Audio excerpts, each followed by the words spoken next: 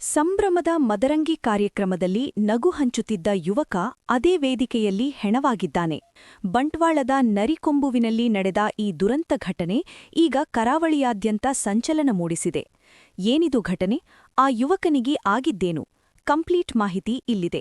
ಫರಂಗಿಪೇಟೆ ಸಮೀಪದ ಅಬ್ಬೆಟ್ಟಿನ 32 ವರ್ಷದ ಅಶ್ವಥ್ ಓರ್ವ ಪ್ರತಿಭಾವಂತ ನಿರೂಪಕ.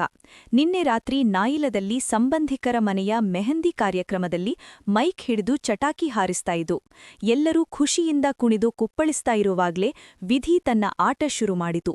ಮಾತನಾಡುತ್ತಿದ್ದಾಗಲೇ ಅಶ್ವಥ್ ಇದ್ದಕ್ಕಿದ್ದಂತೆ ಸ್ಟೇಜ್ ಮೇಲೆಯೇ ಕುಸಿದು ಬಿದ್ದ ಅಶ್ವಥ್ ಅವರನ್ನ ತಕ್ಷಣ ಆಸ್ಪತ್ರೆಗೆ ಸಾಗಿಸಲಾಯಿತು. ಆದ್ರೆ ಮೃತ್ಯು ಅದಾಗಲೇ ಅವರನ್ನ ಆವರಿಸಿತ್ತು. ಇತ್ತೀಚೆಗೆ ಯುವಕರಲ್ಲಿ ಹೆಚ್ಚುತ್ತಿರುವ ಹಠಾತ್ ಹೃದಯಘಾತಕ್ಕೆ ಅಶ್ವಥ್ ಕೂಡ ಬಲಿಯಾದ್ರ ಅನ್ನೋ ಸಂಶಯ ಈಗ ಕಾಡ್ತಾ ಇದೆ. ಬಂಟ್ವಾಳ ನಗರ ಠಾಣೆಯಲ್ಲಿ ಈ ಬಗ್ಗೆ ಕೇಸ್ ದಾಖಲಾಗಿದೆ. ಈ ಘಟನೆಯ ಬಗ್ಗೆ ನಿಮ್ಮ ಅನಿಸಿಕೆ ಏನು? ಕಮೆಂಟ್ ಮಾಡಿ.